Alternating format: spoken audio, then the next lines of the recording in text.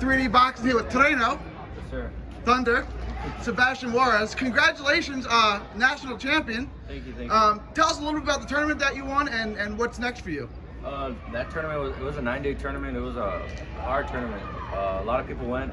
It was the first tournament that, like, because of this this COVID thing, so this quarantine and everything, it was his first tournament, and a lot of people went. A lot of people canceled because of the money and all the COVID stuff, but it was a very hard tournament, very long tournament, very stressful tournament. But it was good.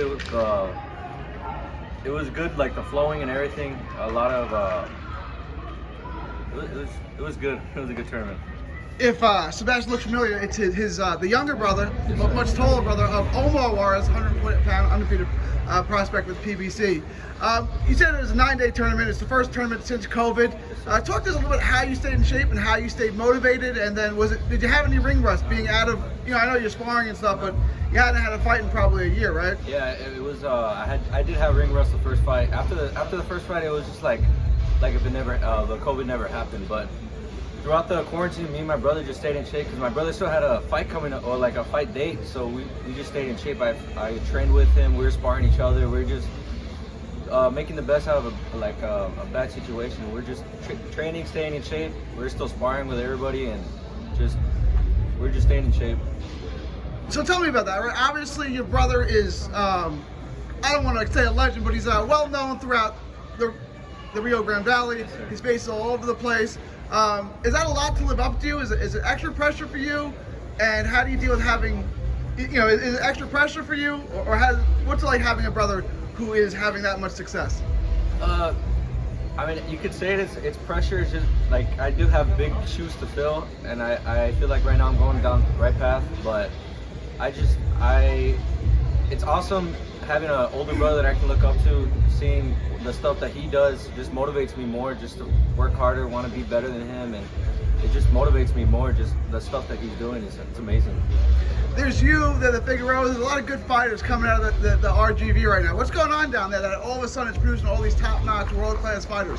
I mean, there's always been a lot of talent there in the Rio Grande Valley. It's just putting our name out there. Not a lot of people put their names out there, and now finally people are starting to put their names out there in the Rio Grande Valley. And it's awesome. It's awesome.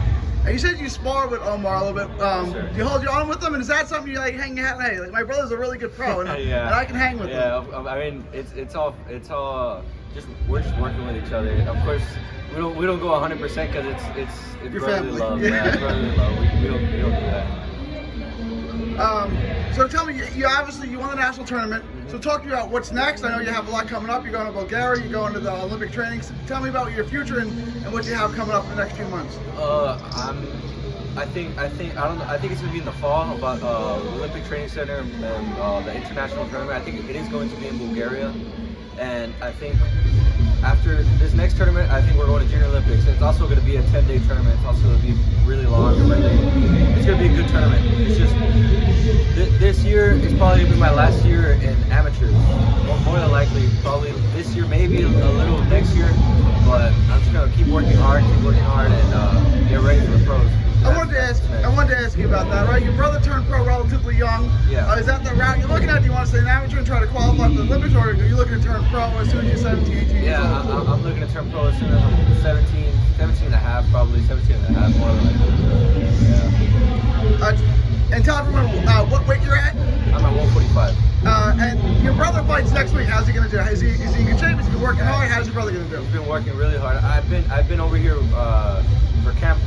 In camp with him throughout this whole training camp. I was with him just getting ready for nationals, and he's working really hard for this fight, and he's gonna do awesome. I can tell. How much longer until he's a world champion, and how much longer until we have 2 world champs from Brownsville? I'm thinking my brother's gonna be world champion in the next year or 2, honestly. And then it's your turn. 3 or 4 years, probably. 3 or 4 years. You're 16? Yes, I'm 16. It's ambitious. You'll be 20 in 3 or 4 years, Yeah. right? But the skills are there, obviously. Well-decorated amateur. Tell everyone where they can find you on social media. You can find me on Instagram. I am Sebastian Juarez. All right. God bless, champ. Thank you. Thank you.